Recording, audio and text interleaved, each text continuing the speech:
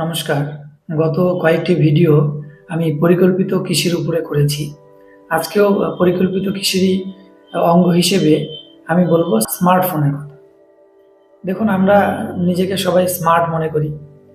আমাদের প্রত্যেকটা কৃষকের হাতেও কিন্তু এখন স্মার্টফোন রয়েছে। অন্ততপক্ষে তার বাড়িতে একটি হলেও স্মার্টফোন কিন্তু রয়েছে। অথচ আমাদের কৃষি আনস্মার্ট। এই স্মার্টফোনের ব্যবহার পরিকল্পিত কৃষিতে করতে হবে এবং কৃষিকে করে তুলতে হবে স্মার্ট।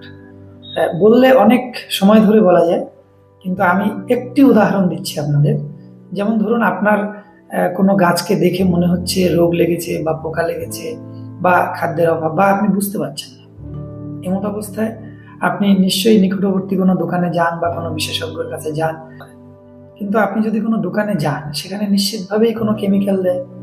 আপনি বলতে পারেন আপনি পড়াশোনা জানেন না, কোনো অসুবিধা নেই। যে পড়াশোনা জানে আপনার বাড়িতে বা আপনার পাশে যে রয়েছে, তাকে আপনি বলুন যে কেমিক্যালটি আপনার হাতে দেওয়া হয়েছে তার ছবি আপনি তুলুন।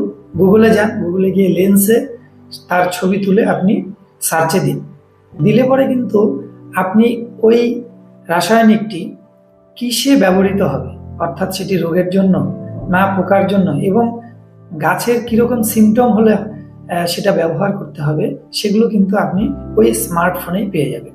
যেটা কিনা আপনাকে অনেক সাহায্য করবে যে আপনার হাতে যে রাসায়নিকটি তুলে দেওয়া হয়েছে, সেই রাসায়নিক দ্বারা আপনার ওই শস্যটি ঠিক হবে কি হবে না।